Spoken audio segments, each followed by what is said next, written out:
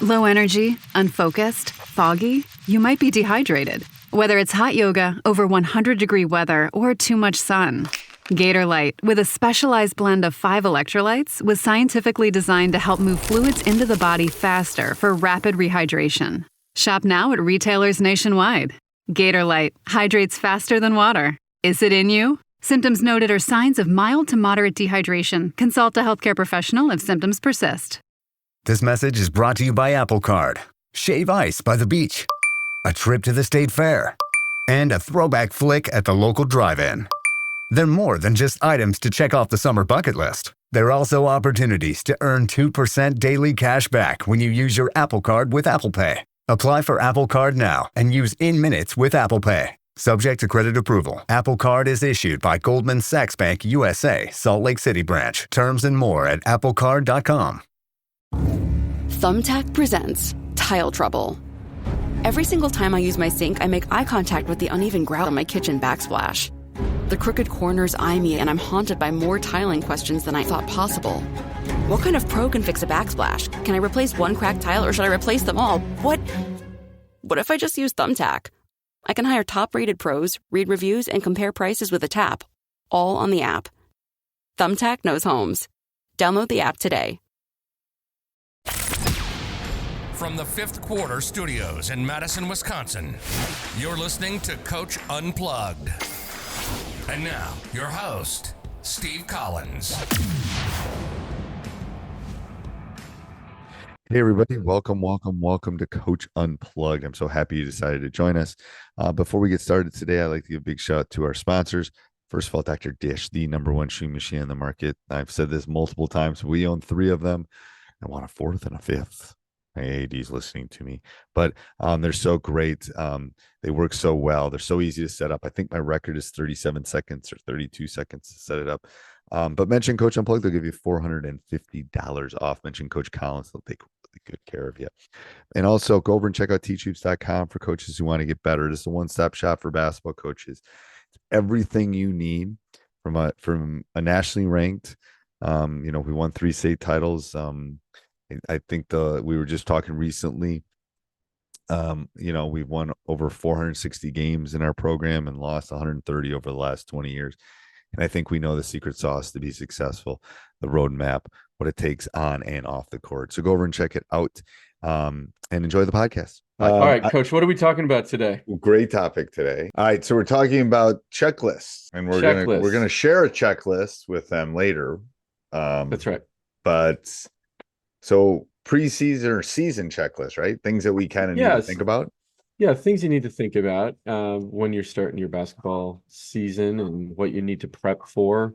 And just, we're right there, right? That's right around the corner. So time to start thinking about what you're going to do. So the first thing that always comes up is, of course, are the tryouts, right? Tryouts is a huge thing. And that's what we get the most questions about. How do you do a tryout? What's in a tryout? How do you effectively evaluate your player? So I guess that would be my number one, is to think about your tryouts and how and what kind of team you want to put together. But of course, that team that you want to put together is based on your strategy and your philosophy. Yeah, right? I think there's lots of moving pieces, but I think one of the most important things is picking your players and picking if you're going to have someone help you, because you're basically kind of picking your quote unquote family at that point. Yeah. Right. They're going to spend a lot of time with. So you got to make sure you're kind of on the same page. And then I think there's subcategories to picking your team, like how committed are the kids? Can they make it to practice? Where are practices going to occur? How many times a week are they going to happen? Are they playing soccer and hockey and lacrosse and and I think some of those things fall under like team policies and things that you need to think about is like, how are you going to handle missed practices? How are you going to handle when you have, and then off of that is strategy. Is like, what happens when you have 4 kids at practice? Right. Better have a plan for that, right? Because it's going to happen. It's going to happen. Somebody gets a cold or something, and then sister's got a dance recital and they got to go to that.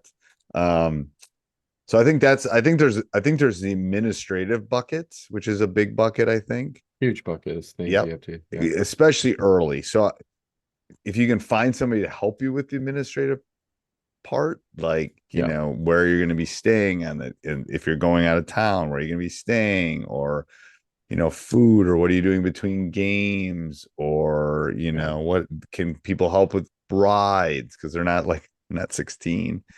You're listening to the wrong podcast if they're 16. They're not youth anymore. But I think those are, I think some of the administrative things I tried to pass the buck on when I was doing it. Some of those, like forms getting filled out, money collected, and food, and all those kind of things that can happen with a youth team. So I think that anything else in that administrative bucket? I'm sure there's a lot of stuff, right? That, that we're not thinking about right now, right? It's all in the checklist though. So it is probably, so you can go. It is. So that's bucket one for me. Bucket two for me is strategy, or X's and O's. Yeah. How are you going to deal with those? Well, and just thinking about, like, if you're a brand new coach, even if you're a seasoned coach, it's like, well, let's start with a brand new coach. Like, who are you as a person? Like, what kind of, you got to start thinking about an offense. Maybe you were a former player where you kind of we're going to score within the first, 15 seconds that we have the ball, or are we going to, lull our players to sleep, or the defense to sleep, and then try to score off of that. So kind of just understanding your philosophy, and finding the right pieces to match that philosophy. Again, let's talk about offense, and then of course the defensive side, right? What are you going to be, a full court press? Can you full court press in your league, right? That's in what grade? Of course, some of these things you won't know exactly until you have the right players in place, but you got to start rounding the corners a little bit on this strategy, so you have some idea, narrowing it down to a few things that, one, you're comfortable running and it, and so you can start prepping for it. Right. But that was the first thing that came to my mind. I was talking to a third grade coach from Arizona yesterday, the day before yesterday. And he was trying to figure out what are the key, like, you have to think about what are your key components.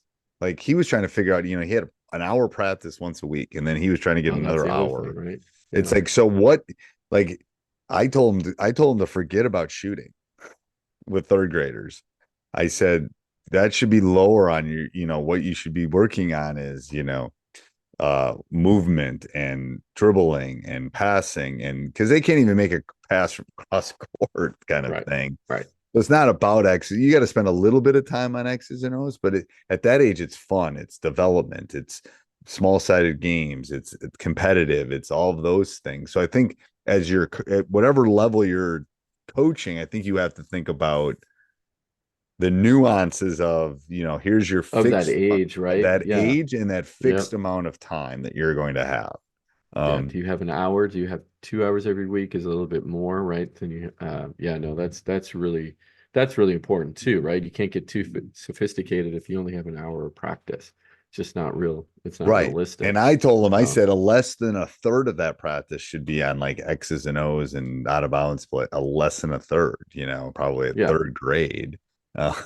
Eighth grade, you can do a little bit more. They're basically in high school in eighth grade. So it's like they're still youth at that point.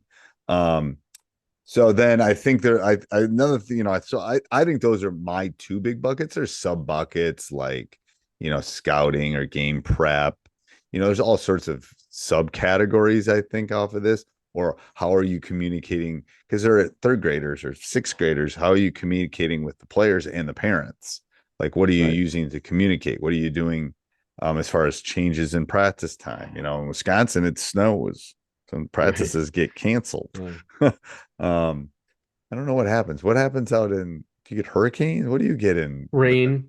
Rain out. You get a rain out like a baseball team? Yeah, I get a rain out. In the middle of December? Yeah. No. Obviously. Okay. So, I can't imagine. Yeah. What else, Coach?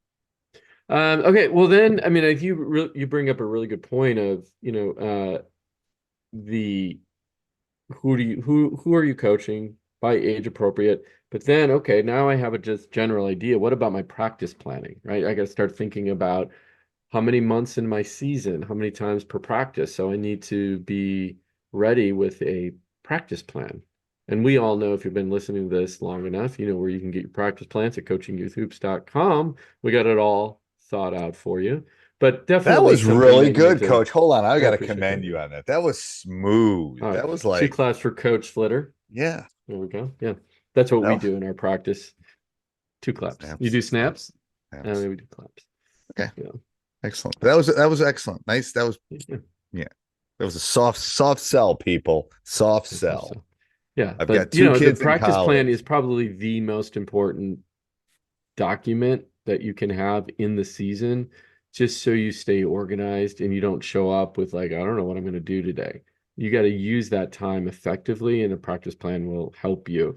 Let's just quickly talk about the components of that practice plan, right? Just break the game down into, offense, defense, transition to offense, and transition to defense. You've heard And that then somewhere. Yeah. I know, yeah. And then just fill in the blanks from there. We're not going to, we'll go deeper in future episodes, but on practice planning for sure, because it is something that, I think we it's an should art. spend a So month on that.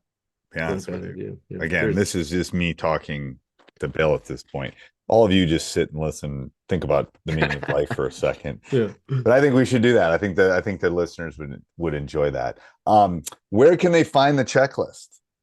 Yeah, if, We have a coaches, head on free. over to, it's free. Yeah, it's just a checklist to give you, some things to think about, start organizing.